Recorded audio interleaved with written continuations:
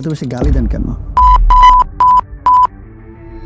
কি মাল লাগে, দেশি না বিদেশি? হ্যাঁ, বাংলা সিনেমার ইন্ডাস্ট্রির কি মানে কাঠামোগত কোনো সমস্যা ছিল, পলিসিগত বা হচ্ছে যে সিন্ডিকেটগত?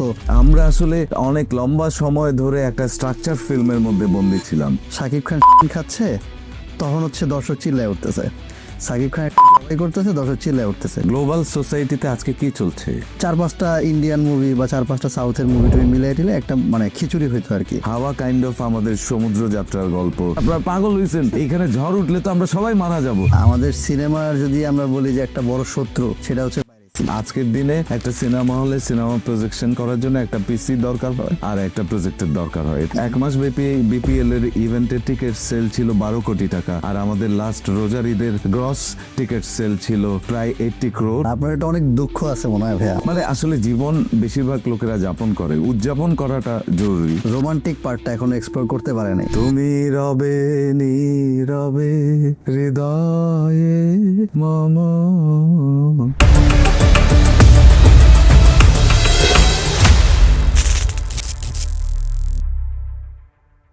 আসসালামু আলাইকুম everyone, welcome to the 5th episode of power podium. And আজকের এপিসোডে আমাদের সাথে এমন একজন মানুষ আছেন যাকে আসলে পরিচয় করানোর কিছু নাই।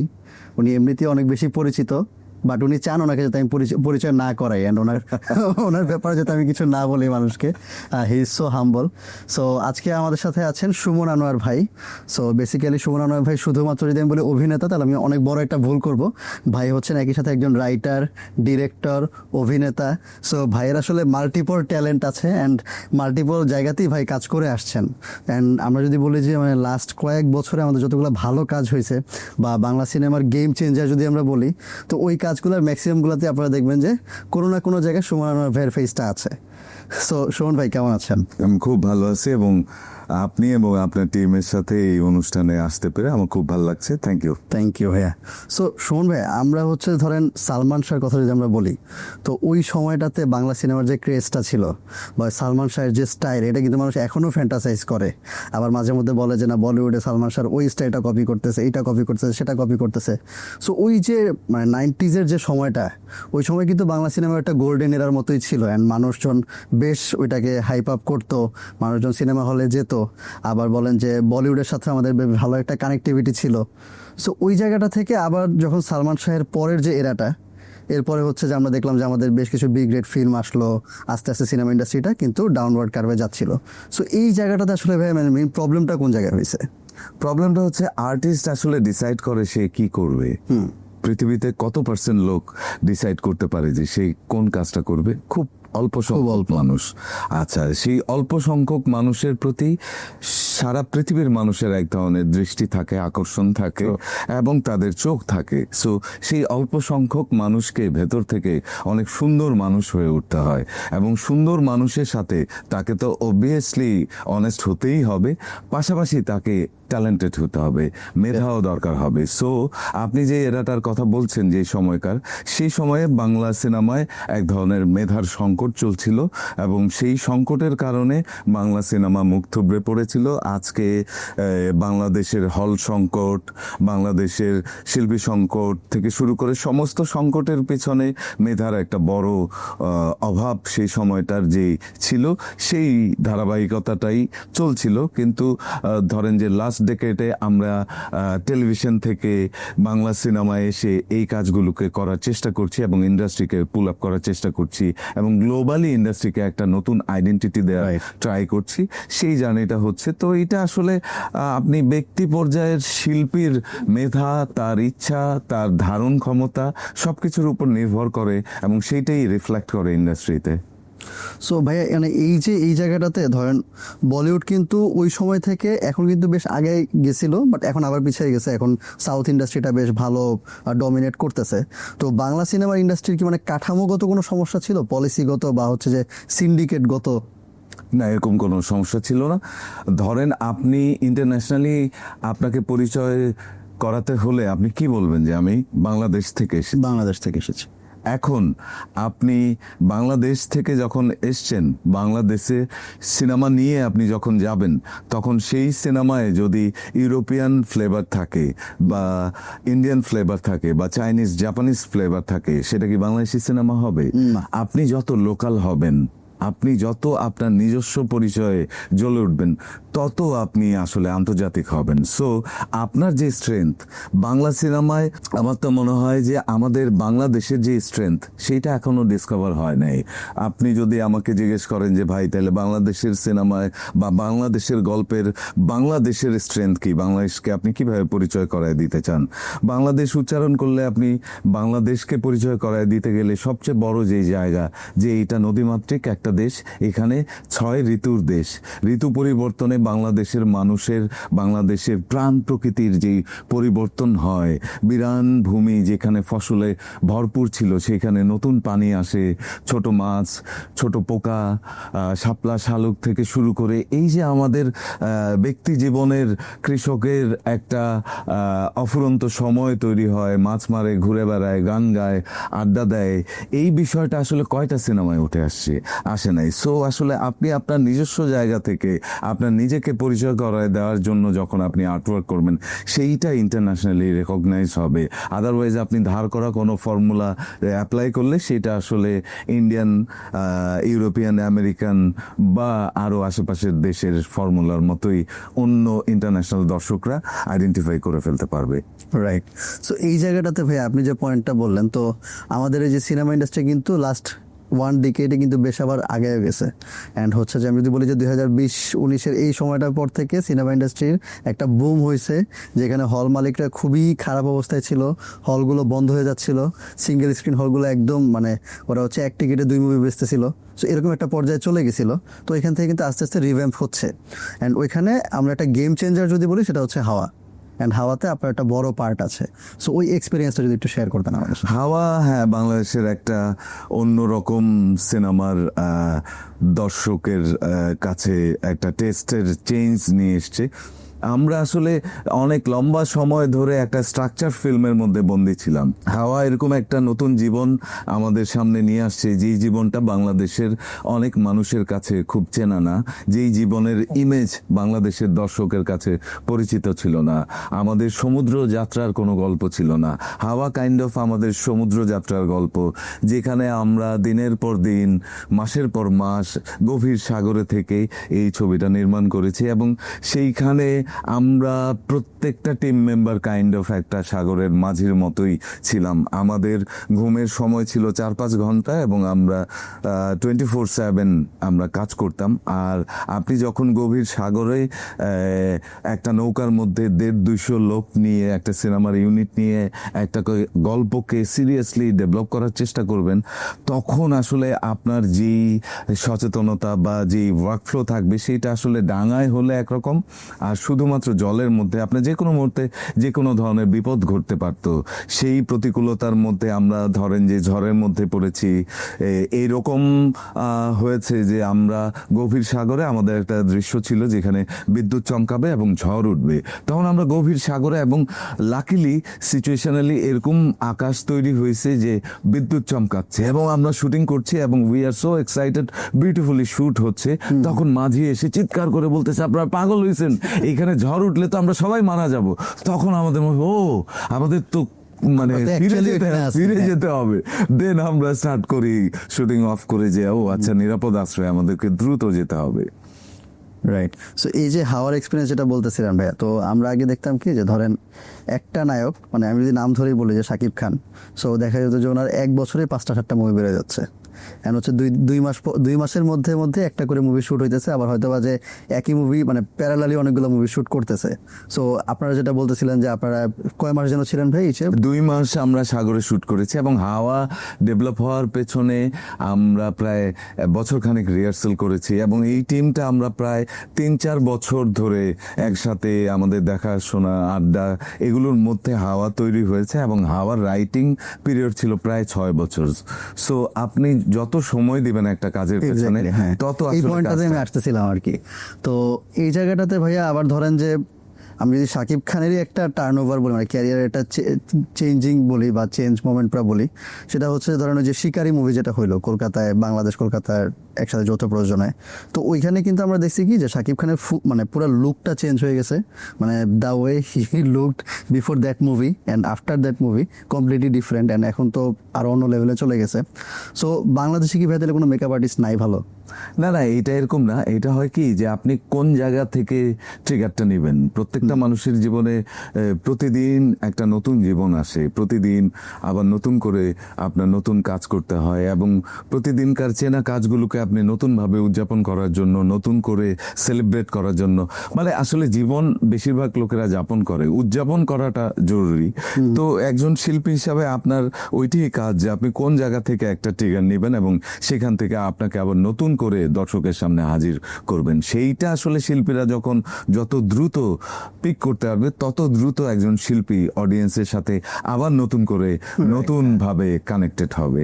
তো ভাই এই জায়গায় কি মানে শিল্পী নিজে ডিসাইড করার সুযোগ থাকে যে আমার লুক অ্যান্ড ফিল কেমন কি হবে না হবে?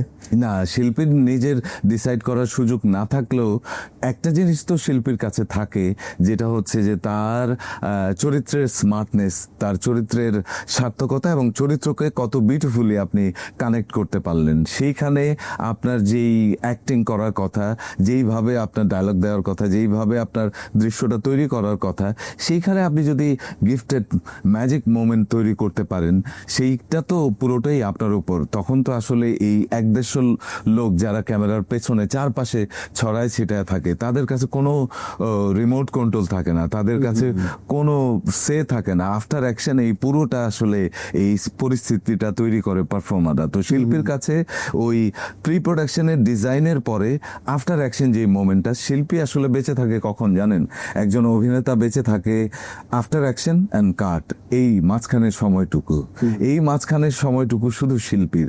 আর এই মাঝখানের সময়টুকু যে শিল্পীটা আসলে সোলফুলি কাজ করে, সে একটা স্পিরিচুয়াল কানেকশন তৈরি করতে পারে। আর কানেকশন তৈরি হইলে আপনি যখন বিগ স্ক্রিনে দর্শকের সামনে এসে হাজির হবেন, ওই লোকটাও আপনাকে অ্যাকনলেজ করবে।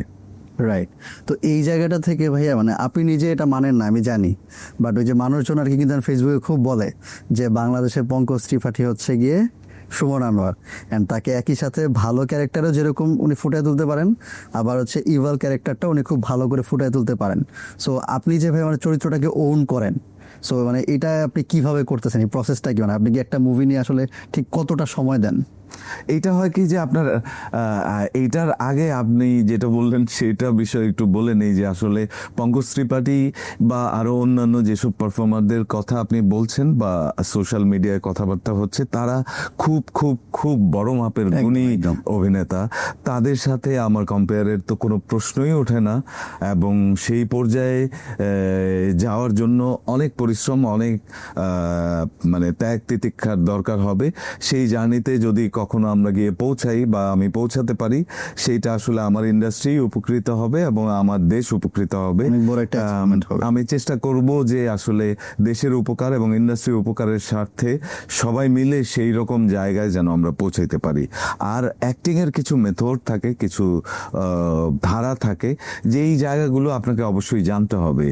আমাদের দেশে যেটা হয়েছে যে অ্যাক্টররা এসছে এরকম ভাবে যে কেউ এফডিসিতে শুটিং দেখতে গিয়েছিল তার মামার সাথে, তখন একটা শিশু শিল্পীর দরকার হয়েছে, এই বাচ্চাটাকে দেখো তো কে, এই বাচ্চাটাকে নেওয়া যায় কিনা। ওই মামাকে এসে বলছে যে এই বাচ্চাটা কি অভিনয় করতে পারবে একটু? হ্যাঁ হ্যাঁ খুব পারবে। তো তাকে দিয়ে দেওয়া হলো। সেই বাচ্চাটা আস্তে ধীরে এরকম কানেকশন তৈরি করলো এবং আস্তে আস্তে সে অভিনেতা অভিনেত্রী হয়ে উঠলো। সে কিন্তু শিখে পড়ে এবং ডিটারমিন হয়ে সেখানে যায়নি, হুট করে অ্যাক্সিডেন্টালি তার অভিনেতা হয়ে ওঠা, এবং লম্বা সময় সে এইটার সাথে জার্নি করে গেছে। কিন্তু পারফর্মার হিসাবে আপনাকে একটা ড্রিম থাকতে হবে, আপনার একটা টার্গেট থাকতে হবে, আপনার একটা গোল থাকতে হবে, এবং সেই গোলের জন্য আপনাকে প্রতিদিন চর্চা করতে হবে। একজন সঙ্গীত শিল্পী কিন্তু মৃত্যুর আগ পর্যন্ত সে চর্চা করে যায় এবং তার গলাটাকে সে শানিত করে। তো অ্যাজ এ পারফর্মার আপনার কিছু ব্যক্তিগত চর্চার বিষয় থাকে।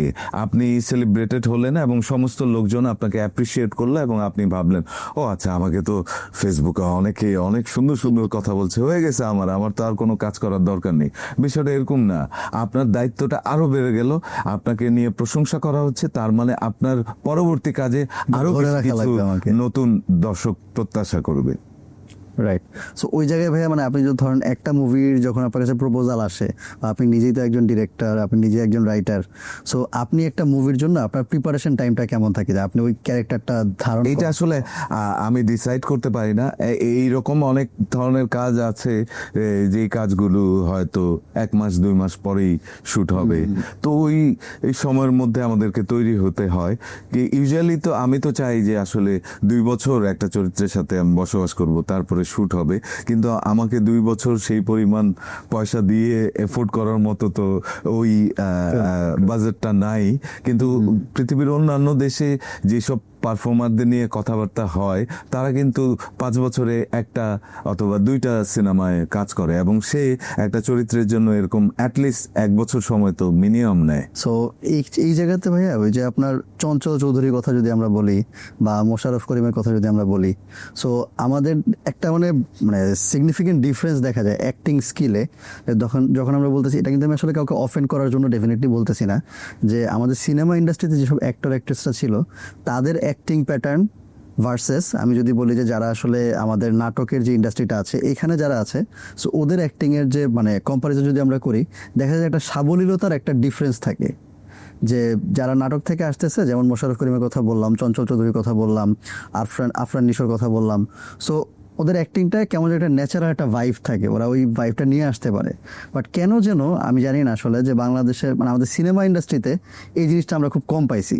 যেমন আমি নাম ধরে বলবো না, বাট আমাদের রিসেন্ট টাইমে বেশ কিছু হিরো আসছেন গেছে, যাদের মুভি আসলে খুব একটা চলে নাই, আবার মাঝে মধ্যে চলছে, বাট তাদের অ্যাক্টিং ওই সাবলীলতাটা খুঁজে পাওয়া যায়নি। সো মানে এটার পেছনে কারণটা কি থাকে ভাইয়া, যে যারা আসলে নাটকে কাজ করতেছে তারা কি আসলে শিখে আসতেছে, আর সিনেমা যারা আসছে তারা কি শিখতেছে না, নাকি হচ্ছে যেখানে প্যাটার্নগত কোনো সমস্যা থাকে যেটা আমরা দর্শকরা বুঝি না? না, আমি এরকম ডিভাইড করতে চাই না, ইন্ডাস্ট্রি পুরোটাই এক, এবং নাটক বলে সারা পৃথিবীতে কোনো শব্দ নেই। না, এটা ভাই আমরা তো দর্শক, পুরোটাই ফিকশন, আমাদের এখানে তৈরি হয়েছে। এটা হয় কি, দেখেন যে আমরা যারা টেলিভিশন মিডিয়ায় লাস্ট 20 ইয়ার্স কাজ করে আজকে সিনেমা ইন্ডাস্ট্রির সাথে কাজ করছি, এবং সামনের দিনে আমরা বাংলাদেশের সিনেমাকে গ্লোবালি একটা অনেক বড় সুন্দর জায়গায় নিয়ে যেতে চাই, তাদের এক ধরনের ওরিয়েন্টেশন, এক ধরনের গ্রুমিং থ্রু থিয়েটার, এবং আপনাকে প্রথমে একজন পারফর্মার হিসাবে তৈরি হওয়ার জন্য আপনার কথা বলা, হাঁটা, দাঁড়ানো, চলা, বসা সবকিছু, আপনার কান, আপনার নাক, চোখ, মুখ, আপনার অবজারভেশন, প্রত্যেকটা অঙ্গ প্রত্যঙ্গ থেকে শুরু করে আপনার নিজেকে তৈরি হতে হবে। এই তৈরি হওয়ার পেছনে আপনার একটা লম্বা গ্রুমিং দরকার হয়, যেইটা আপনি যে বলছেন যে অনেকের অ্যাক্টিং এ অনেক সাবলীলতা ছিল, সেটা আসলে থ্রু থিয়েটার ছাড়া এইটা আসলে অ্যাচিভ করা সম্ভব না। কারণ আমাদের দেশে আসলে অ্যাক্টিং এর জন্য আপনি পাশের দেশেই যদি তাকান, সেখানে কিন্তু অনেক ইনস্টিটিউট রয়ে গেছে, আমাদের দেশে কোনো ইনস্টিটিউট নেই। আমরা আসলে অনেক নিজেরা করতে করতে শিখেছি। যেমন আপনি যদি আমাকে জিজ্ঞেস করেন যে ভাই আপনি কিভাবে স্টার্ট করছেন, আমি স্টার্ট করছি যে আসলে আমি যখন ছোটবেলায় রেড ক্রিসেন্ট করতাম, ক্লাস 6-এ প্রবাবলি আমি রেসিডেন্সিয়াল মডেল স্কুলে, সারা বাংলাদেশের রেড ক্রিসেন্ট সোসাইটির একটা ক্যাম্প হয়, সেই ক্যাম্পে ফিল্ড ড্রামা হচ্ছিল, সেই ফিল্ড ড্রামায় আমি সেই ছোটবেলায় অভিনয় করি।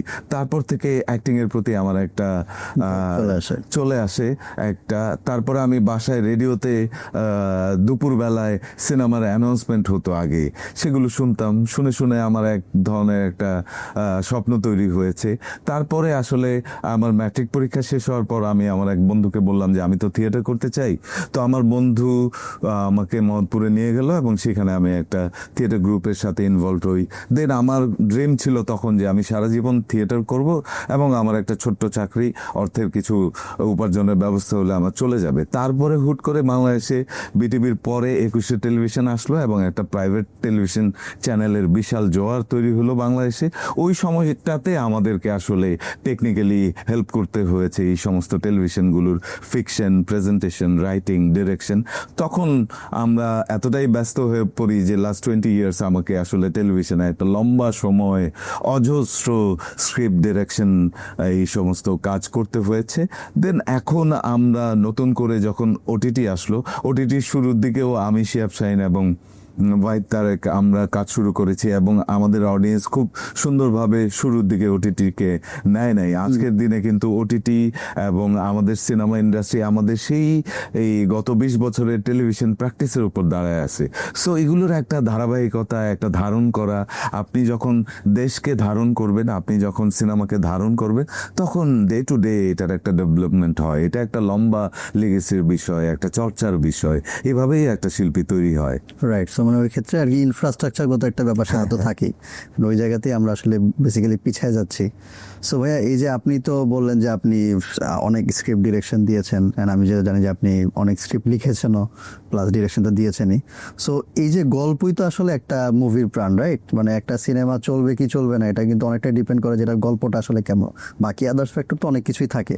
সো এই যে গল্পটা আগে যেটা আমরা দেখতাম যে মানে বাংলা মুভি পাইরেসি হইতো না মানে কি, যে ধরেন 4-5টা ইন্ডিয়ান মুভি বা 4-5টা সাউথের মুভি টুভি মিলিয়ে টিলে একটা মানে খিচুড়ি হইতো আর কি। খিচুড়িটা সবাই দেখতেন, ওই খিচুড়িটা যে কপি মুভি এটা আসলে কেউ বলতে পারতো না, কারণ পুরো মুভিটা তো আর কপি করে নাই, রিমেক তো আর করে নাই। সো ওই জায়গাটায় কিন্তু আসলে দর্শক এজন্য আস্তে আস্তে এই জায়গা থেকে সরেও আসে। এই সিনেমা ইন্ডাস্ট্রি বলি বা হচ্ছে হল মালিকের কথা যদি আমি বলি, তারা আস্তে আস্তে পথে বসার মতো অবস্থায় হয়ে যায়। তো ওইখান থেকে যে ভালো গল্প বোঝা, ভালো গল্প লেখা, এখানে হচ্ছে যে রায়হান রাফির একটা বড় অবদান আছে, আপনি বলেন শিহাব শাহিন ভাই ওনার একটা অবদান আছে, আপনার অবদান আছে, আপনাদের মতো কিছু গ্রুপ অফ পিপলের অনেক বড় একটা অবদান আছে এখানে। সো আপনার এই ভালো গল্পের শুরুটা আপনাদের মাথায় আসলো কিভাবে, বা এই যে একটা ইনিশিয়েটিভ নিতে হবে আপনাদের, এই বোধটা কখন আসছে ভাই আপনাদের? এই বোধটা আপনি যখন আসলে সারা পৃথিবীর আর্টওয়ার্কের সাথে কানেক্টেড থাকবেন, আপনি এইটা তো একটা এরকম একটা সময় যায় যে আপনি একজন পেইন্টার বিখ্যাত হবে, তার পাশাপাশি একজন সাহিত্যিক বিখ্যাত হবে, তার পাশাপাশি একজন ফিল্ম মেকার বিখ্যাত হবে। এটা একটা আড্ডা, বোঝাপড়া, চেনা জানার একটা চর্চার বিষয় আছে। আপনি গ্লোবালি কত ভালো সিনেমা হচ্ছে, কত ভালো অ্যাক্টিং হচ্ছে, কত ভালো সাহিত্য হচ্ছে, কত ভালো পেইন্টিং হচ্ছে, সেগুলোর সাথে কানেক্ট থাকলেই আপনার গল্পের অন্য উইন্ডোগুলো ওপেন হবে। যখন আপনি স্ট্রাকচারের বাইরে, আউট অফ দ্য বক্স, নতুন গল্প, নতুন জীবন নিয়ে হাজির হতে চেষ্টা করবেন, তখনই আপনার গল্পের নতুনত্ব তৈরি হবে। তো সেই চর্চার জায়গা থেকেই আমরা টেলিভিশনে অনেক বেশি প্রথাগত টেলিভিশনে যে স্ট্রাকচার, তার বাইরে গল্প তৈরি করতে শুরু করলাম, এবং সেই গল্পের সাথে যখন দর্শক কানেক্টেড হতে শুরু করলো, আজকে আমাদের ইউটিউব দেখেন, ইউটিউবে কি পরিমাণ কন্টেন্ট তৈরি হয়। আজকে আমাদের ওটিটি, আমাদের সিনেমা, আমাদের টেলিভিশন, সব জায়গায় আউট অফ দ্য বক্স একটা গল্প বলার যে ট্রাই, সেই জানরাটা বা সেই ফ্ল্যাগ বেয়ারার আমরা ছিলাম, এবং আমাদেরকে সেটার জন্য অনেক যুদ্ধ করতে হয়েছে। সকল কমেডি প্র্যাকটিসের বাইরে এসে সিরিয়াস গল্প এবং জীবনের গল্প তুলে ধরার জন্য। তো এইগুলো আসলে আপনার বোধ থেকে, আপনার দর্শন থেকে, আপনার শিক্ষা থেকে, আপনার প্র্যাকটিস থেকে, আপনার সোল থেকে, অ্যাজ এ মানুষ আপনি কিরকম, আপনি পৃথিবীকে কিরকম ভাবে দেখতে চান, সেই জায়গা থেকে তৈরি হয়। সো এই যে ভাই আপনারা যে গল্প লিখতেছেন, মানে গল্পর সাথে কিন্তু এই যে একটা ব্যাপার যেটা আপনি বললেন যে আমার সিনেমাটাতে আসলে মাল মশলা কতটুকু আছে, আমি যদি একদম মানে ওই ভাষাই বলি যে মাল মশলা কতটুকু আছে, আমার দর্শক আসলে কতটুকু খাচ্ছে জিনিসটা, না আমার দর্শক কি আর্ট খাচ্ছে, নাকি আমার দর্শক ওই যে মারামারি করতেছে, প্রেম করতেছে, ওই টাইপের মুভি খাচ্ছে। সো আসলে যখন আপনারা মুভিগুলো লিখতেছেন বা হচ্ছে যারা প্রডিউসার আছেন, তো ওনাদের সাথে কি এরকম কোনো ক্ল্যাশ হয় নাকি যে আপনার? হ্যাঁ, সেটা তো হয়ই। প্রডিউসাররা তো যারা ইনভেস্ট করে, তারা তো এটাকে প্রোডাক্ট পাবে, তার কাছে তো এটা আর্ট, শর্ট টার্মে একটা আউট। হ্যাঁ, সে তো, কিন্তু আমি তাদেরকে বলতে চাই, তারাই আসলে রিয়েল প্রডিউসার হয়ে ওঠে, যে আসলে এইটাকে, সিনেমাটাকে ধারণ করে। ধারণ না করলে তো আপনি শুধু ব্যবসা করতে আসলে এখানে হবে না। সো অনেকেই এরকম ব্যবসায়িক স্বার্থে আমাদের গল্পের জায়গায় আঘাত করতে চায়, দর্শনগত জায়গায় কম্প্রোমাইজ করার জন্য প্রেশারাইজ করে। সেই সমস্ত ফাইট পারফর্মার থেকে শুরু করে রাইটার, ডিরেক্টরদের প্রতিনিয়ত আমাদের এখানেও করতে হচ্ছে, সেটা ইভেন হলিউডেও করতে হচ্ছে। সো ভাইয়া, আমাদের সিনেমার যদি আমরা বলি যে একটা বড় শত্রু, সেটা হচ্ছে পাইরেসি। অ্যান্ড এই পাইরেসি আগেও ছিল, এখনো আছে, হয়তো বা সামনেও থাকবে। অ্যান্ড এখন আবার একটু অন্য লেভেলের পাইরেসি। পাইরেসি হয়। আগে যেরকম আমরা দেখতাম যে ধরেন যে একটা মুভি হয়েছে, হল থেকে ভিডিও করে শুট করে দিয়ে দিছে, তো এটা খুব একটা বোঝাও যাইতো না বা হচ্ছে দেখতে খুব কষ্ট হইতো না, খুব বেগ পাইতে হইতো। এরপর ওটা থেকে ইমপ্রুভমেন্ট যেটা হয়েছে যে না, হলে বসে খুব স্টেবল ভিডিও করতেছে, সাউন্ড কোয়ালিটিও বেশ ভালো। সো মোটামুটি ভালো একটা স্পিকার যদি থাকে তাহলে আমি মুভিটা দেখে মোটামুটি মজা পাওয়া যায়, কোনো সমস্যা হয় না। মানে ফিলের হয়তো বা ধরেন যে আমি 20% কম ফিল পাচ্ছি। আর এখন যেটা আমরা দেখতেছি যে রিসেন্টলি তাণ্ডবের ক্ষেত্রে যেটা হইলো, বরবাদের ক্ষেত্রে যেটা হইলো, যে পুরো মুভির এইচডি প্রিন্টটাই লিক হয়ে গেছে। সো এই সিন্ডিকেটটা কিভাবে কাজ করে, এই পাইরেসি ইন্ডাস্ট্রি আসলে কতটা বড়, মানে এটা তো অবশ্যই একটা অর্গানাইজ সেক্টর এখন, কারণ না, এটা খুব বেশি বড় না, এটা খুবই ছোট।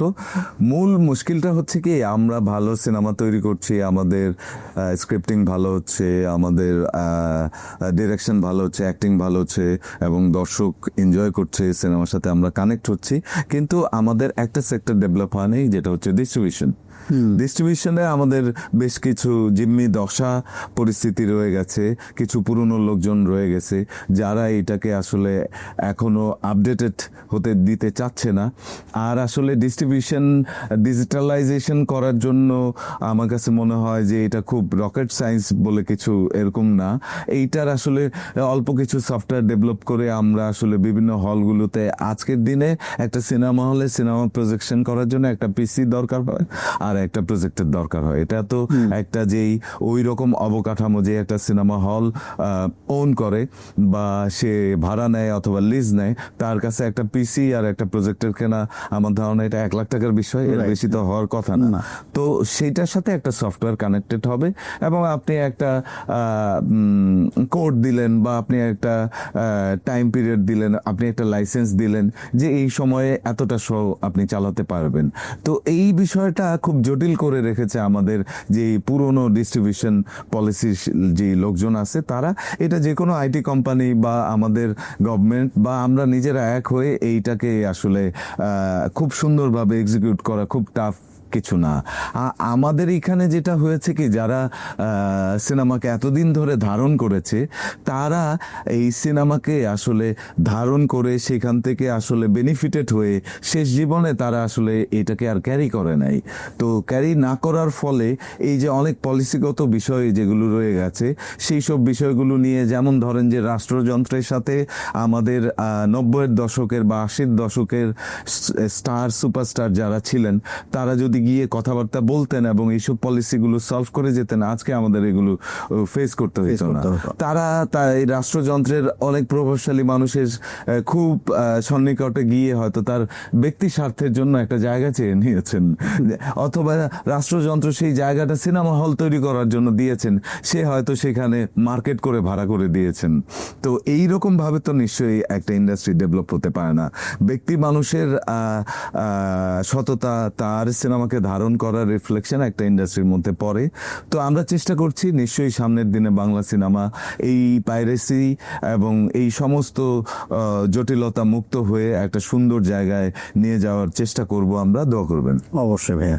সো এই জায়গাটাতে ভাইয়া যে ধরেন পাইরেসির যে বিষয়টা, মানে আমি দেখলাম যে রিসেন্টলি তাণ্ডবের যে পাইরেসিটা হয়েছে ওই জন্য 2-3 জনকে গ্রেফতার করছে, তারা হয়তো বা হল অপারেটর ছিল বা এরকম কিছু মানুষজন, কিন্তু ফেস তো তারা, মানে তাদেরকে আমি ঠিক আছে এদেরকে আমি অ্যারেস্ট করলাম, বাট আসলে কি এরাই করতেছে জিনিসটা? তাই এটা আসলে ল্যাক অফ সিস্টেম ডেভেলপ করতে হবে। সিস্টেমটা প্রপার নাই এখানে, কিছু ওই মুদি দোকানের মতো হিসাব করা হচ্ছে কিছু এইভাবে সিস্টেমে।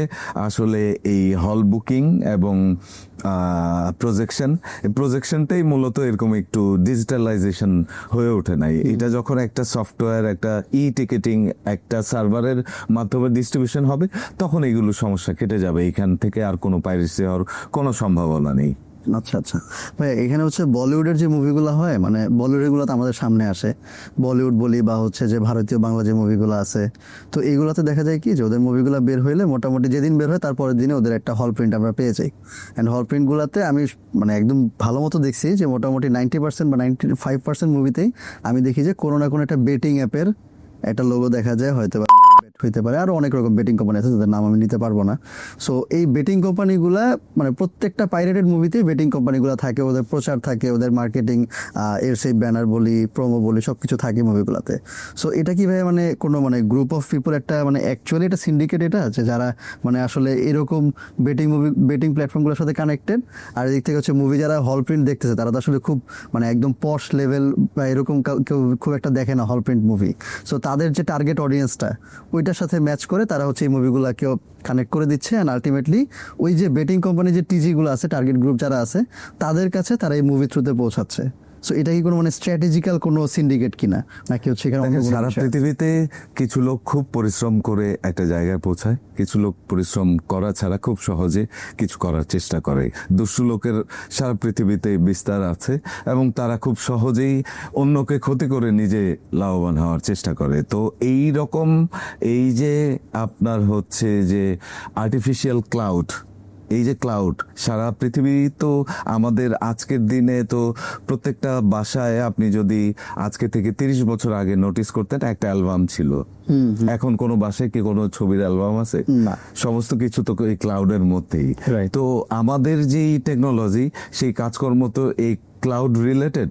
তো সেইখানকার লোকেরা যারা আসলে নিজের স্বার্থকে বড় করে প্রতিষ্ঠানের স্বার্থকে খর্ব করে, এরকম লোকের অভাব নাই। তো এইগুলো আসলে সিস্টেম এবং প্রপার এক্সিকিউশন এবং প্রপার ডিস্ট্রিবিউশন থাকলে এই বেটিং কোম্পানি বা এই পাইরেসি হওয়া, হল প্রিন্ট, এগুলোকে ঠেকানো সম্ভব। এইটার সাথে আমার ধারণা যে রাষ্ট্রযন্ত্র যদি অনেক বেশি সচেতন হয় এবং ইন্ডাস্ট্রি যদি খুব বেশি শক্ত থাকে, শস্যের মধ্যে যদি ভূত না থাকে, তাহলে এটা খুব টাফ কিছু না।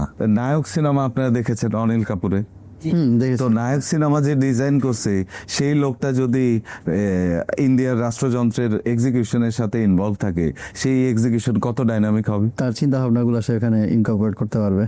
ধরেন যে আমাদের আমলাতন্ত্র এবং সরকারি সমস্ত কর্মকর্তারা কেউ ঠিকঠাক ভাবে কাজ করছে না, আপনাকে দায়িত্ব দেওয়া হলো, এটা কোনো ইলেকশন না, কিছু না, এটা কোনো তত্ত্বাবধায়ক সরকার না, 1 বছর আপনি সর্বময় ক্ষমতার অধিকারী, দেশটাকে সমস্ত সিস্টেম ডেভেলপ করে দিবেন। এবার আপনি আনশিডিউল ভিজিট শুরু করেন। আপনি যেই দিন ক্ষমতা নিলেন সেই দিন রাতে প্রত্যেকটা হসপিটালের ইমার্জেন্সিতে গেলেন, ওইখানে কি মিসম্যানেজমেন্ট হচ্ছে। আপনি স্বয়ং যখন রাষ্ট্রপ্রধান ওই জায়গায় গিয়ে হাজির, ওইখানকার ডাক্তার, নার্স এবং ক্লিনার থেকে শুরু করে কেউ উপস্থিত থাকতে বাকি থাকবে? যারা বাসায় ছিল ওরা দৌড়ে চলে আসবে না, কারণ ও তো দেখছে টেলিভিশনে লাইভ ওইখানে রাষ্ট্রপ্রধান উপস্থিত, আমার তো ওইখানে থাকার কথা ছিল, আমি তো বাসায়, ও তো দৌড়ে আসবে, ওইখানে কোনো ইনডিসিপ্লিন হবে। তো আপনি যদি প্রত্যেকটা হসপিটালে সেই রাতে 6টা হসপিটালে ঢোকেন, আগামী 6 মাস কোনো হসপিটালে মিসম্যানেজমেন্ট হবে? তেহরান থেকে হাজার হাজার লক্ষ লক্ষ মানুষ যখন তার বাড়ি ছেড়ে পালাচ্ছিল, তারা সোশ্যাল মিডিয়ায় তার বাড়ির শেষ ছবিটা আপলোড করছে এবং ট্যাগ করছে #TheLastPhotoOfHome। এই বাড়িটা সে হয়তো আর পাবে না ফিরে।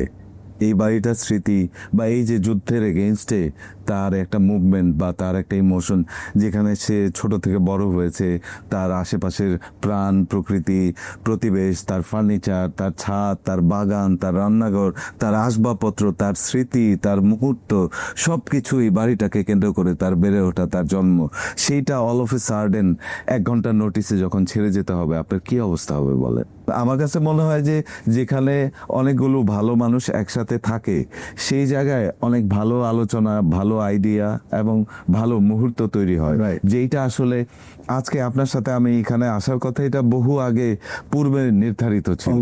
আদারওয়াইজ আপনার সাথে আমার এখানে দেখা হওয়ার কোনো কথাই ছিল না। এটা আমি বিশ্বাস করি এবং আমি বিশ্বাস করি পৃথিবীতে যা হচ্ছে আপনার সাথে সবকিছু ভালোর জন্য হচ্ছে।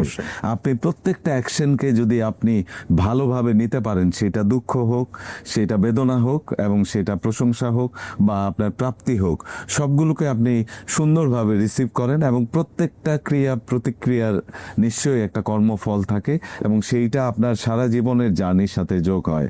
আপনি যদি মনে মনে সারাক্ষণ পৃথিবীর সমস্ত মানুষের জন্য ভালো প্রার্থনা করেন, আপনার সাথে কখনোই কোনো একটা খারাপ হইতে পারবে না। আমাকে যদি আপনি প্রশ্ন করেন যে আপনি আসলে কেমন মানুষ, আপনি কোন জীবনটা যাপন করতে চান, আমি একটা যাযাবরের জীবন যাপন করতে চাই। আমার বাবা মার কল্যাণে ঈশ্বর আমাকে এই জীবনটা দিয়েছে। হয়েছে এবং আমি একটা অদ্ভুত সুন্দর গ্রহতে জন্ম নিয়েছি, যে গ্রহটা অদ্ভুত সুন্দর এবং মিরাকেল। এরকম আরেকটা গ্রহ আমরা এখনো আশেপাশে খুঁজে পাই নাই যেখানে প্রাণ ও প্রকৃতি জীবন আছে। তো সেই গ্রহটার প্রত্যেকটা জায়গা আমি ঘুরে দেখতে চাই। আমার ঘুরে বেড়াতে খুব ভাল লাগে, ভ্রমণ করতে ভাল লাগে, ট্রাভেল করতে ভাল লাগে, নতুন মানুষ, নতুন দেশ, নতুন পরিবেশ, নতুন প্রাণ প্রকৃতি দেখতে আমার খুব ভাল লাগে। আচ্ছা আচ্ছা, নাইস। সো এইখানে ভাইয়া এই যে আপনার সিনেমা ইন্ডাস্ট্রি যদি বলি আমি, মিডিয়ার কিন্তু একটা অনেক বড় প্রভাব আছে আমাদের পুরা সোসাইটির উপরে। আপনার কিন্তু মিডিয়ার মানে কি পরিমাণে যে ইম্প্যাক্ট আছে এটা আপনার চেয়ে ভালো কেউ হয়তো বা জানে না, আমি অবশ্যই আপনার মতো জানতে পারবো না। সো ওই জায়গায় ভাইয়া যখন মুভিটা হলো, বরবাদ মুভি যেটা হলো, মুভিটা কিন্তু বেশ ভালো হয়েছে অ্যান্ড পুরো বাংলাদেশের সিনেমা ইন্ডাস্ট্রিতে one of the best production হয়েছে এটাতে মানে কোনো দ্বিমত করার কোনো সুযোগ নাই। কিন্তু ওইখানে একটা দর্শক সে সিনেমা হল থেকে যখন বেরোইছে তখন সে বলতেছে যে আমরা দেখতেছি যে শাকিব খান সে হচ্ছে খাচ্ছে, তখন হচ্ছে দর্শক চিল্লায় উঠতেছে। শাকিব খান একটা করতেছে, দর্শক চিল্লায় উঠতেছে। শাকিব খান হচ্ছে গিয়ে একটা খারাপ কাজ করতেছে, দর্শক খুশি হয়ে যাইতেছে। অ্যান্ড ফাইনালি দর্শক বলছে মুভিটা খুবই ভায়োলেন্ট হয়েছে অ্যান্ড খুবই ভালো হয়েছে মুভিটা। সো এই যে ভায়োলেন্সটাকে যে আমরা প্রমোট করতেছি, এই যে ড্রাগকে আমরা প্রমোট করতেছি, সো এটা কি আদৌ আমাদের সোসাইটির জন্য ভালো কিছু হচ্ছে? আবার আমরা কিন্তু অনেকগুলো ইনসিডেন্ট দেখছি যে আপনার অনেকগুলা মার্ডার হয়েছে, তারপর বলতেছে যে আমি এটা ক্রাইম পেট্রোল দেখছি, আমি এটা অমুক মুভি দেখছি, ওই মুভি থেকে আমি ইন্সপায়ার্ড। সো মানে আমি বোধহয় বুঝতে পেরেছি, আপনি তো গ্লোবাল সোসাইটির বাইরে না। অবশ্যই বাইরে তো না। না। আচ্ছা, গ্লোবাল সোসাইটিতে আজকে কি চলছে? যুদ্ধ খেলা, অবশ্যই ভায়োলেন্স চলছে কিনা? তো আপনি গ্লোবাল সোসাইটির বাইরে যেহেতু আপনি কিছু তৈরি করতে পারবেন না। আর যেটা হচ্ছে যে জনরা অ্যাসপেক্টে আসলে আপনি কোন ধরনের সিনেমা তৈরি করতে চান। একটা সিনেমায় যে কোনো ধরনের গল্পেই যদি আপনি হাজির হন, সেখানে কিছু মন্দ লোক থাকবে, কিছু ভালো লোক থাকবে এবং তাদের সংঘাত হবে এবং ওইটার একটা সমাপ্তি হবে। তো সেই মন্দ লোকের পরিমাণটা আপনি যেটা বলতে চাচ্ছেন, সেখানে ভায়োলেন্সের পরিমাণ হয়তো ইদানিং কালে বাংলা সিনেমা একটু বেড়ে যাচ্ছে। তো সেইটা আসলে আমার কাছে মনে হয় যে অ্যাজ এ ফিল্ম মেকার আপনি আসলে কোন ধরনের গল্প ডিজায়ার করেন, আপনি কোন ধরনের গল্প বলতে চান, আপনি কোন ধরনের গল্প নিয়ে দর্শকের সামনে হাজির হতে চান, সেইটা একটা ইস্যু। আরেকটা ইস্যু হচ্ছে যে ভায়োলেন্স না থাকলে একদমই এক্সাইটমেন্টহীন একটা ফিল্ম হয়তো অনেক সময় দর্শক দেখতে চায় না, সেটাও একটা ইস্যু। আর আসলে এটার যে সোশ্যাল ইম্প্যাক্টের কথা বলছেন, যে সোশ্যাল ইম্প্যাক্ট আসলে তো আমরা তো পরিবারের মধ্যে সারাক্ষণ ভালো কথা বলছি, সন্তানকে বলছি যে কোনো অপরাধ করা যাবে না, তারপরে তো অপরাধ করছে। সব দোষ সব দায় তো সিনেমা একা নিতে পারবে না। তো এইটা একটা ভাইস ভার্সা সিচুয়েশন, যে আপনি কিরকম দেখতে চান, আপনার গ্লোবাল সোসাইটি কোন ধরনের কার্যকলাপ করছে, সেইটার ইম্প্যাক্ট আপনার সিনেমায় আসবে। আর আমি শুরুতে আরেকটা কথা বলেছিলাম যে অ্যাজ এ ফিল্ম মেকার আপনি আসলে আপনার অরিজিন, আপনার নতুনত্ব, আপনার গল্প কি আছে সেটা নিয়ে কতটা হাজির হতে চান, সেটাও একটা জরুরি বিষয়। তো এগুলো আসলে লেয়ার টু লেয়ার ডিপেন্ড করে। গ্রসলি এইভাবে আপনি আসলে সাদা কালো জায়গায় নিয়ে যেতে পারবেন না এটাকে। সাদা কালো থেকে তো আপনার মুভিটার কথাই মনে পড়ে গেল, সাদা কালো গানটা। সো ভাইয়া এইখানে হচ্ছে কি যে ধরেন শাকিব খান এখানে একটা নেগেটিভ ক্যারেক্টার, বাট ওনাকে কিন্তু পোর্ট্রে করা হয়েছে একটা কুল ক্যারেক্টার হিসেবে, একটা someone who has a great swag, যেটা হচ্ছে যে মানে অডিয়েন্সের কাছে ওইভাবে পোর্ট্রে করা হচ্ছে। অ্যান্ড শাকিব খান যখন কোনো কিছু খারাপ সিচুয়েশন ফেস করতেছে, এটাতে কিন্তু অডিয়েন্সও স্যাড ফিল করতেছে। শাকিব খান যখন ভালো কিছু করতে পারতেছে, কোনো কিছু অ্যাচিভ করতেছে, অডিয়েন্সও ভালো ফিল করতেছে। সো শাকিব খান একটা নেগেটিভ ক্যারেক্টার হইলেও তাকে কিন্তু একটা পজিটিভভাবে পোর্ট্রে করা হচ্ছে। তার যে এই যে অ্যাডিকশনটা, এটাকে কিন্তু পজিটিভভাবে পোর্ট্রে করা হয়েছে এখানে। সো এই জিনিসটা কি নেগেটিভভাবে ইনফ্লুয়েন্স করতে পারে অডিয়েন্সকে? এটা হয় কি ফ্যাশনের মতো আসলে। এক সময় আপনি দেখতেন অনেক ঢোলা প্যান্ট পরতো, তারপরে চাপা প্যান্ট পরছে, আবার ঢোলা প্যান্ট পরছে, আবার চাপা প্যান্ট পরবে। তো এক সময় আপনি সিনেমায় দেখতেন যে নায়ক হচ্ছে পুলিশ অফিসার, সে আসলে গুন্ডাদেরকে নায়ক হচ্ছে ভালো মানুষ, ধাওয়া করছে। এখন হচ্ছে যে আপনার ভিলেন হচ্ছে পুলিশ অফিসার, আর সে আসলে প্রোটাগনিস্ট যে গল্পের তাকে ধাওয়া করছে সে খারাপ লোক। তো এরকম গল্পের এরকম টুইস্ট হয়, চেঞ্জ হয়। আর সুপার হিরোদের বেলায় এই ধরনের ফ্যান ফলোয়ার যাদের থাকে, তাদের বেলায় এই ইম্প্যাক্টটা হয়তো নানাভাবে একটা কানেক্টিং সিচুয়েশন তৈরি করতে পারে। এবং সেই ক্ষেত্রে যারা সুপার হিরো বা যারা ওই ধরনের ইমেজগত জায়গায় বিলং করে, তাদের আসলে গল্প নির্বাচন সিলেকশন এবং কোন গল্পে হাজির হবেন, কোন ধরনের ক্যারেক্টারে কি কি কার্যকলাপ সে করবেন, সেটা তার আসলে নিজস্ব ফিলোসফিক্যাল জায়গার উপর নির্ভর করে। সে আসলে তার অডিয়েন্সকে কোন ধরনের এন্টারটেইনমেন্ট, এক্সাইটমেন্ট দিতে চায়, এটা আসলে আমি বাইরে থেকে বলাটা, জাজ করাটা একটু টাফ হবে। তবে আমি সামগ্রিকভাবে এটা বলতে পারি যে আপনি আসলে ঘুরে ফিরে গল্পের তো 5-6টা রসের বাইরে আর খুব বেশি গল্প নাই, তো নতুনত্ব তৈরি করতে হলে যে কোনো চেনা চরিত্রকে আবার একটা অন্যরকম পরিস্থিতিতে ফেলতে হয় আর কি। আচ্ছা আচ্ছা। তো ভাইয়া, এই যে ইরান ইসরায়েল যে যুদ্ধটা চলতেছে, তো এইখানে হচ্ছে যে আপনার যখন অ্যাটাকগুলো করা হইতেছে, আমরা দেখতে পাচ্ছি কি যে আপনার কিছু টার্গেটেড মানুষকে হিট করার চেষ্টা করা হচ্ছে। অ্যান্ড ওইখানে একটা স্পেসিফিক গ্রুপ হচ্ছে গিয়ে যারা আসলে কালচার প্র্যাকটিস করতেছে, যারা আসলে সাহিত্যিক, কবি বা এরকম ক্রিয়েটিভ মানুষ যারা আছে, তাদেরকে টার্গেট করে করে খুন করা হয়েছে বা মার্ডার করা হয়েছে। সো এই জায়গাটাতে মানে এটা আসলে কেন হয়, মানে কেন হয়? এটা আসলে এরকম, আপনি যদি 16ই ডিসেম্বর আমরা স্বাধীন হই, তাই তো?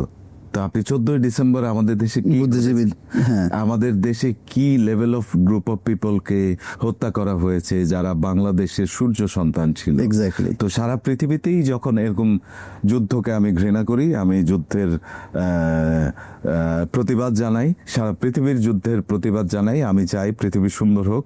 কিন্তু যুদ্ধ খেলা যখন তৈরি হয় এবং এই পলিসির সময় রাষ্ট্রযন্ত্রের সেই মানুষগুলোকে তারা টার্গেট করে, তারা হত্যা করার চেষ্টা করে, যারা একটা দেশকে সামনের দিনে পরিবর্তন করে দেওয়ার ক্ষমতা রাখে, যারা স্বপ্ন দেখানোর ক্ষমতা রাখে।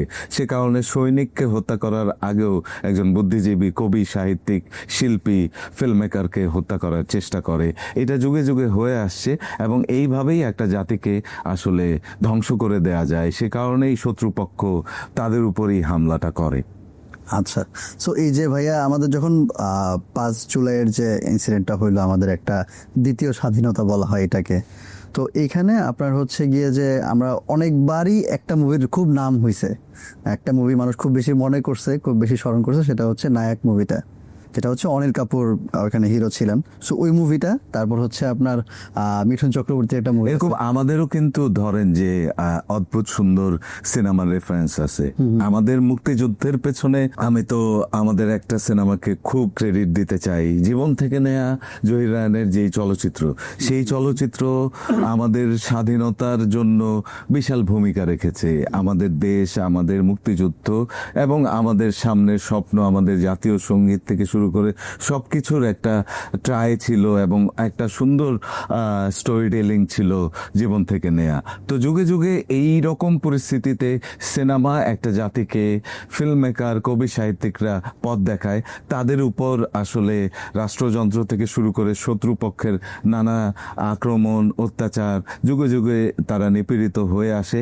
আবার তাদেরকেই সেলিব্রেশন করা হয় যখন একটা সাহিত্য সারা পৃথিবীকে মানে কানেক্ট করে, একটা ফিল্ম যখন সবাই পছন্দ করে, একটা পেন্টিং যখন সবাই প্রশংসা করে।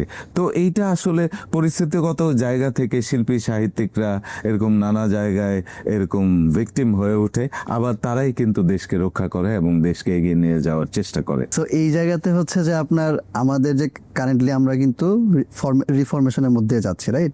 আমরা আমাদের দেশকে একটা নতুন দিগন্ত, নতুন দিকে আমরা নিয়ে যেতে চাচ্ছি। অ্যান্ড এখানে হচ্ছে ডক্টর মোহাম্মদ ইউনূস উনি বেশ চেষ্টা করতেছেন, ওনার ক্যাবিনেটও বেশ চেষ্টা করতেছে। সো ওই জায়গাটাতে ভাইয়া হচ্ছে যে আপনাদের ফিল্ম মেকার যারা আছেন, ওনাদের কি কোনো ভূমিকা থাকতে পারে বা ওনারা কি কোনোভাবে হেল্প করতে পারেন ওনাদেরকে? দেখেন, দেশ রাষ্ট্র গড়ার জন্য প্রত্যেকটা মানুষের প্রথমে যেটা দরকার যে আসলে আপনি আপনার মধ্যে দেশটাকে কতটা ধারণ করেন। আপনার দেশপ্রেম বোধটা যদি না থাকে, আপনি যদি এই দেশটাকে বিলং না করেন, তাহলে এই দেশে তো ডেভেলপমেন্ট হবে না। গত 50 বছরে এই দেশ থেকে যত পরিমাণ অর্থ পাচার হয়েছে, সেই টাকা যদি এই দেশে থাকতো, এই দেশ কত সুন্দর জায়গায় পৌঁছাইতো।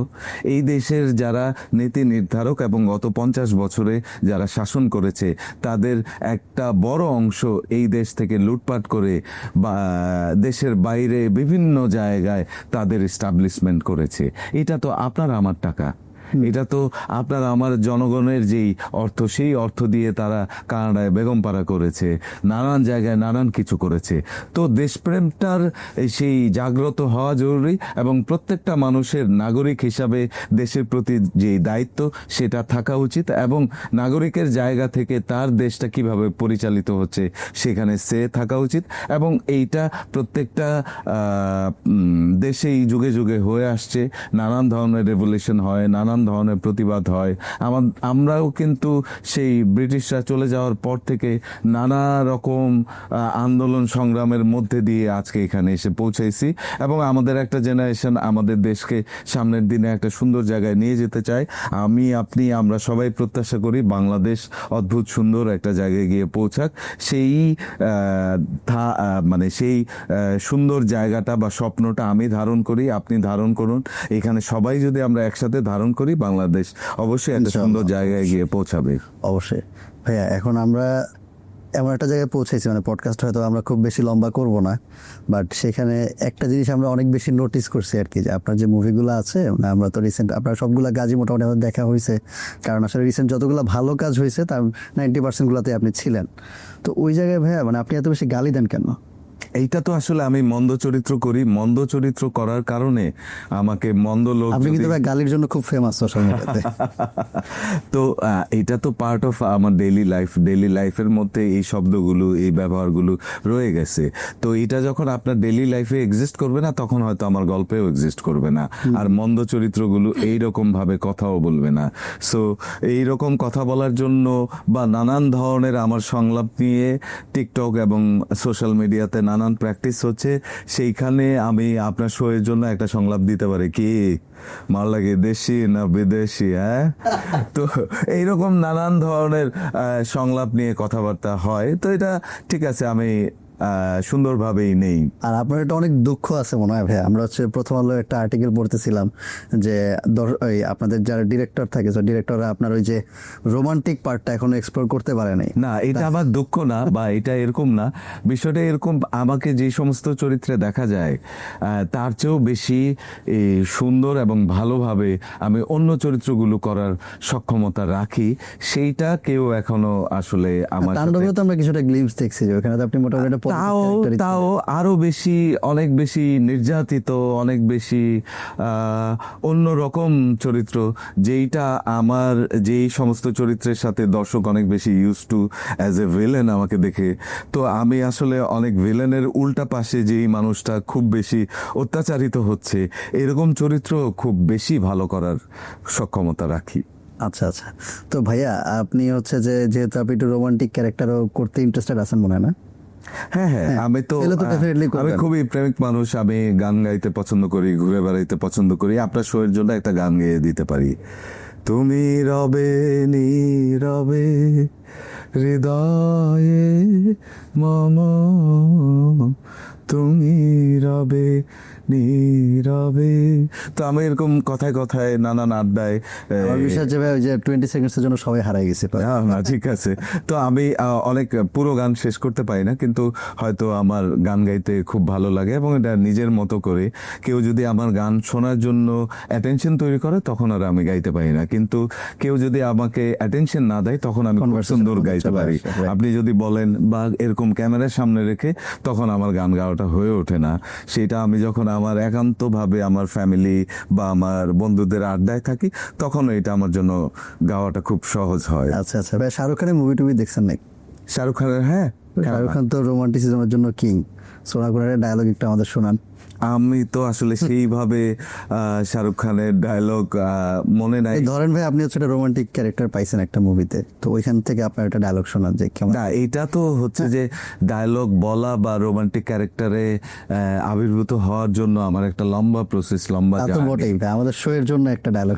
না, শো এর জন্য শুধুমাত্র প্রিভিয়াস ডায়লগ, ওই যে আমি বললাম কি মালটাকে দেশি না বিদেশি, হ্যাঁ? তো ওইটা হয় কারণ ওইটা হয়ে গেছে। আর নতুন ডায়লগ যেটা যেটা গিফটেড হবে সেটা আফটার অ্যাকশন তৈরি হবে, সেটা তো এখানে কোনো ফিল্ম মেকার বা সেট নাই, যে কারণে ওই ডায়লগটা এখানে তৈরি হবে না। আর আমি একটা কথা বলেছি, আপনি খেয়াল করেছেন কিনা, অভিনেতা বেঁচে থাকে কিন্তু আফটার অ্যাকশন এবং কাট ওই সময়টুকুর মাঝখানে।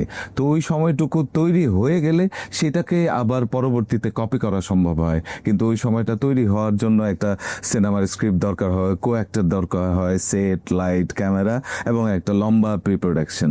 তো ওইটা ছাড়া আমার ধারণা যে নতুন কোনো ডায়লগ আপনাকে শোনাতে পারছি না, সেটা আসলে নতুন চরিত্রে যখন আমি রোমান্টিক অ্যাক্টিং করব সেইটা অ্যাপ্রিসিয়েটেড হওয়ার পরে আপনার সাথে নিশ্চয়ই আবার আমার কথা হবে, দেখা হবে আপনার সাথে।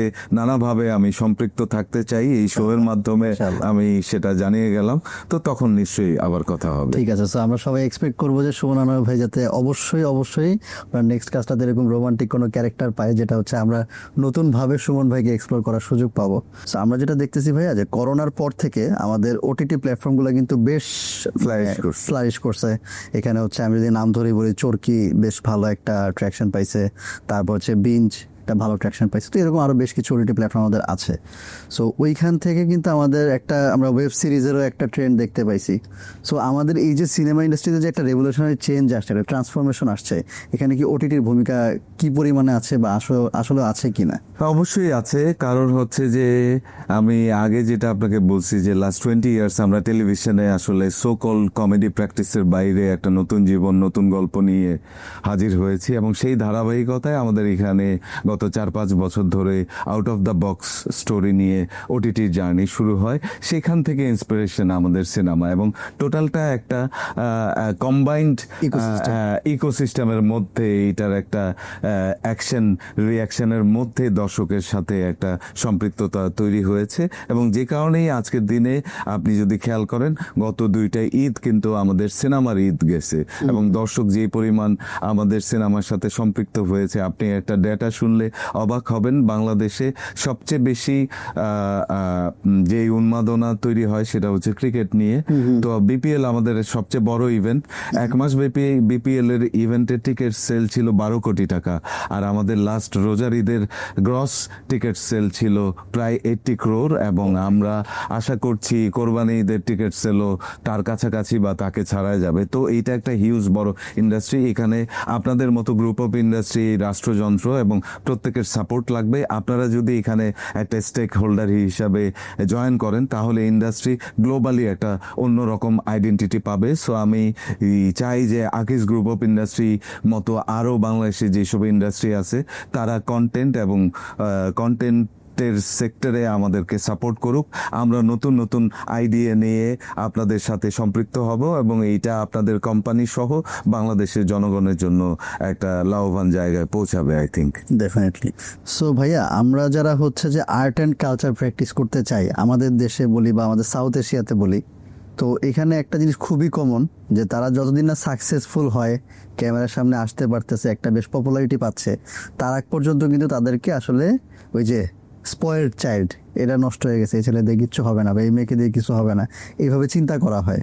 তো ওই রকম একটা অবস্থা থেকে আপনি নিজে কিভাবে নিজেকে এই পর্যন্ত নিয়ে আসছেন, অ্যান্ড পুরো ইন্ডাস্ট্রিতে যারা আসতেছে তারা আসলে কিভাবে তাদের মাইন্ডসেটটা রেডি করতে পারবে, অ্যান্ড তারা আসলে কিভাবে এই ক্যারিয়ারটাতে আসতে পারবে, অ্যান্ড আদৌ কি এই ক্যারিয়ারটাতে আসাটা তাদের জন্য সাস্টেনেবল হবে কিনা? অবশ্যই হবে। আপনার ঈমান এবং নিয়ত ঠিক থাকতে হবে, আপনার লক্ষ্য স্থির করতে হবে, আপনার স্বপ্ন গোল ঠিকঠাক থাকলে আপনি সেখানে পৌঁছাবেন। এবং আমাকেও যুদ্ধ করতে হয়েছে। আমি খুবই সৌভাগ্যবান যে আমার বাবা চলে যাওয়ার আগে আমার সাকসেসের কিছুটা অংশ আমার বাবা দেখে যেতে পেরেছেন। আমার বাবা যেদিন চলে যান তার আগের দিন বা সেই দিন সম্ভবত দুপুরবেলা টেলিভিশনে সে আমার একটা সাক্ষাৎকার দেখছিল, এবং আমার রিলেটিভদের সাথে সেই বিষয়টা নিয়ে কথাবার্তা বলছিল এবং শেয়ার করছিল। তো ঈশ্বর তাকে ভালো রাখুক।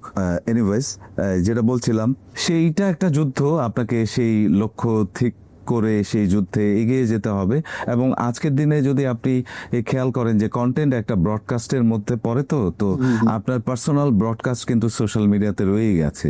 আপনি কিরকম স্ক্রিপ্ট লিখতে পারেন, আপনি কিরকম কন্টেন্ট তৈরি করতে পারেন, আপনি কিরকম অভিনয় করতে পারেন, আপনি কিরকম আপনার কি কি প্রতিভা আছে, সিঙ্গিং, রাইটিং, পেইন্টিং, সমস্ত সেক্টরে আপনার অ্যাক্টিভিটি যা আছে সেটা প্রজেক্ট করার জন্য আপনার একটা পার্সোনাল ব্রডকাস্ট রয়ে গেছে।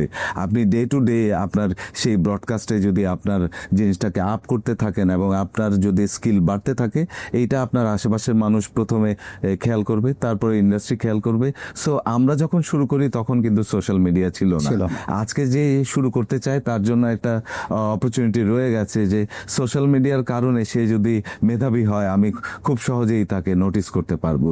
সো এটা হচ্ছে যে আপনার লক্ষ্য কতটা ঠিকঠাক আছে, আপনার ইমান, নিয়ত, আপনার গোল কতটা ঠিকঠাক আছে, সেটার উপর যদি আপনি লেগে থাকেন নিশ্চয়ই আপনি কামিয়াব হবেন। রাইট। সো ভাইয়া, এই যে স্টারদের যে লাইফটা, মানে হিরো বলি, হিরোইন বলি, এদের যে লাইফটা, এটা কিন্তু খুব ফ্যান্টাসি স্টাইলে শো করা হয়। যে মানে তাদের লাইফটা খুবই মানে ফ্যান্টাসি লেভেলের লাইফ তারা লিড করতেছে, খুবই ড্রিম লাইফ তারা লিড করতেছে, তাদের লাইফে কোনো দুঃখ নাই, কষ্ট নাই, এমনভাবেই কিন্তু মিডিয়াতে প্রেজেন্ট করা হয়। আবার আমরা কিন্তু এরকম অনেক নিউজ পাই যে এই হিরো ওই দিন সুইসাইড করে মারা গেল, যেমন ইন্ডিয়াতে মারা গেল। তো এরকম কিন্তু অনেক ইনসিডেন্ট আছে। অ্যান্ড আমার বিশ্বাস আছে আপনি এরকম অনেক ইনসিডেন্ট ফেস করছেন, আপনার ক্লোজ মানুষদের ক্ষেত্রেই ফেস করছেন। সো এই জায়গাতে ভাইয়া আপনি অফ টপিকে একটা কথা, মানে অফ ক্যামেরাতে বলতেছিলেন যে আপনি কনসাল্ট করতে অনেক পছন্দ করেন, মানুষকে আপনি মোটিভেট করতে পছন্দ করেন। সো আপনার সাথে কি এরকম কোনো ইনসিডেন্ট হয়েছে যে কেউ আপনার? আমি খুবই লাকি, আমার সাথে এরকম কোনো ইনসিডেন্ট হয় নাই। তবে প্রত্যেকটা মানুষের জীবনেই আপস এন্ড ডাউন থাকে, মানুষ বিমর্ষ হয় আবার উজ্জীবিত হয়। তো কেউ কেউ বিমর্ষ হলে নিজেই তাকে উজ্জীবিত করতে পারে, আবার কারো কারো আরেকটা হাতের দরকার হয়, আরেকটা সাপোর্টের দরকার হয়। তো আমি আমার আশেপাশের পরিচিত মানুষকে করোনার কালীন সময়ে কাউন্সিলিং করেছি, এবং যে কোনো মানুষকে যে কোনো সহযোগিতা আমি কাউন্সিলিং করার চেষ্টা করি। এবং একটা মানুষকে উজ্জীবিত করার জন্য খুব বেশিক্ষণ সময় দরকার হয় না। আমার কাছে মনে হয় যে তার এক্সিস্টিং যে ক্রাইসিস, সেই ক্রাইসিসটা যদি আপনি জানেন, তার লক্ষ্য, তার স্ট্রেংথ, তার ড্রিম, সেই সমস্ত জায়গায় যদি আপনি তাকে একটা প্রপার অ্যাকশন প্ল্যান দিতে পারেন, তাকে একটা ডেইলি রুটিন দিতে পারেন, তাকে একটা লিস্ট দিতে পারেন যে কি কি কাজ তার করা উচিত, এবং সেটা যদি সে এগ্রি করে এবং সে বিশ্বাস করে সেই কাজ, সেই লিস্ট অনুযায়ী সে যদি এগিয়ে যায়, তো এই স্বপ্ন পূরণ হওয়া বা সেই পথে এগিয়ে যাওয়া খুব টাফ কিছু না। তো আমার কাছে মনে হয় যে মানুষকে আপনি উজ্জীবিত করার মধ্যে মানে আলো এবং শিক্ষা আপনি যদি বিতরণ করেন, সেটা কিন্তু বাড়ে, কমে না। অবশ্যই। তো এইভাবে আমি এইটা আসলে অনেক যে এইরকম আমি কাউন্সিলিং করি, নট লাইকলি, এটা আসলে আলাপ আলোচনার মধ্যে আমি আরেকটা মানুষকে, আরেকটা বন্ধুকে সহযোগিতা করার চেষ্টা করি। আপনার এমন কোনো নোটেবল ইনসিডেন্ট আছে আপনার? না, সেটা আমি মেনশন করতে চাই না। আচ্ছা, কোনো সমস্যা নাই। সো ভাইয়া, আমাদের যারা সেলিব্রিটি আছে, স্টার বলি আমরা তাদেরকে, তো ওদের লাইফটা কিন্তু আসলে আমরা যেরকম সাধারণ মানুষ আছি, আমাদের যেমন একটা প্রাইভেসি আছে। আমি কিন্তু আমার রুমের মধ্যে ঢুকে গেলে আমাকে কেউ ফলো করতেছে না, আমি যখন আমার অফিসে আছি আমাকে কিন্তু কেউ ফলো করতেছে না। বাট একটা নায়ক বলি, একটা নায়িকা বলি, একটা মোটামুটি পপুলার মডেল বলি, পপুলার অ্যাক্টর বলি, অ্যাক্ট্রেস বলি, তাদের লাইফটা কিন্তু কন্টিনিউয়াসলি মনিটরড হয়। অ্যান্ড ওইখানে হচ্ছে গিয়ে যে একটা টার্ম ইউজ করে ইন্ডিয়াতে, পাপারাজ্জি মনে হয়, যে এরকম কিছু পাপারাজ্জি থাকে যাদেরকে হচ্ছে একদম সেট করে রাখা হয় যে কোন অ্যাক্টর বা কোন অ্যাক্ট্রেস কখন জিমে যাচ্ছে, জিম থেকে বেরোচ্ছে, কখন বাসায় যাচ্ছে, কখন কোথায় যাচ্ছে না যাচ্ছে, তারপরে কে কখন ডেটিংয়ে গেছে, রেস্টুরেন্টে গেছে, কে কখন হসপিটালে গেছে, মানে পুরা তাদের লাইফ কিন্তু কন্টিনিউয়াসলি ট্র্যাকড, অনেকগুলা ক্যামেরার চোখ তাদেরকে দেখতেছে। সো এই প্রেশারটা তারা সামলায় কিভাবে?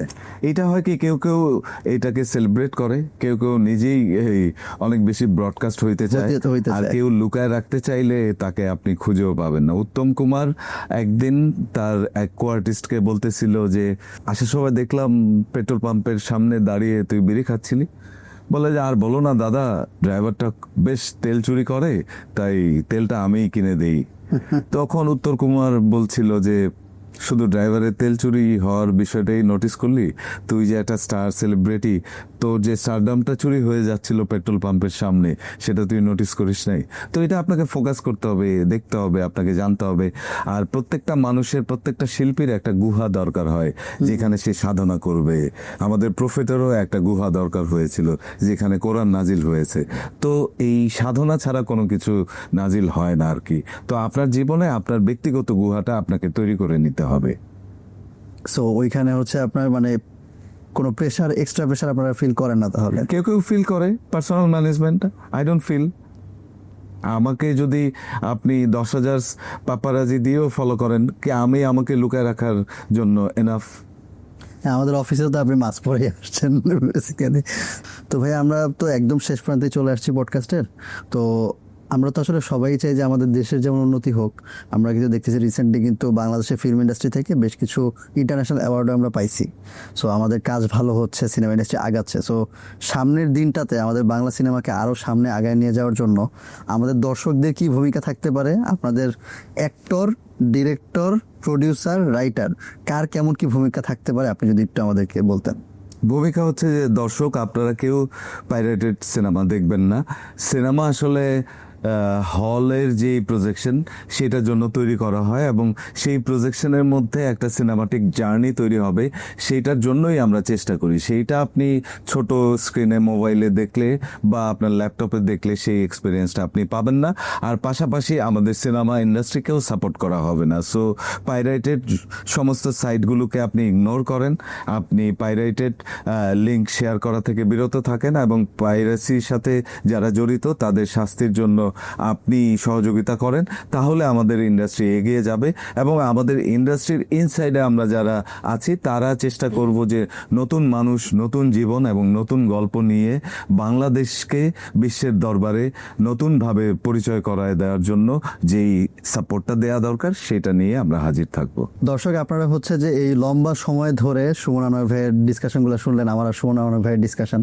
সো এই ওভারঅল ডিসকাশনে সুমন ভাই কিন্তু অনেকগুলো গুরুত্বপূর্ণ পয়েন্ট তুলে ধরছেন। যেমন তিনি হচ্ছে গিয়ে সিনেমা ইন্ডাস্ট্রি নিয়ে কথা বলছেন, আমাদের দেশের উন্নয়ন নিয়ে উনি কথা বলছেন, আমাদের ফিলোসফিক্যাল অ্যাঙ্গেল থেকেও কিন্তু অনেক কিছু কভার করেছেন। সো আশা করি আপনারা পুরো পডকাস্টটা এনজয় করেছেন। অ্যান্ড আপনাদের যদি সুমন ভাইয়ের কাছে পার্টিকুলারলি কোনো কোয়েশ্চেন থাকে বা কোনো কিছু জানার থাকে আপনারা আমাদেরকে কমেন্ট সেকশনে জানাবেন। আমরা অবশ্যই চেষ্টা করবো, এটা যদি খুব বেশি পার্সোনাল কিছু না হয় তাহলে ডেফিনেটলি আপনাদের সাথে শেয়ার করার। Thank you so much everyone. দেখা হবে পরের কোনো এপিসোডে। সেই পর্যন্ত ভালো থাকবেন, সুস্থ থাকবেন। আসসালামু আলাইকুম।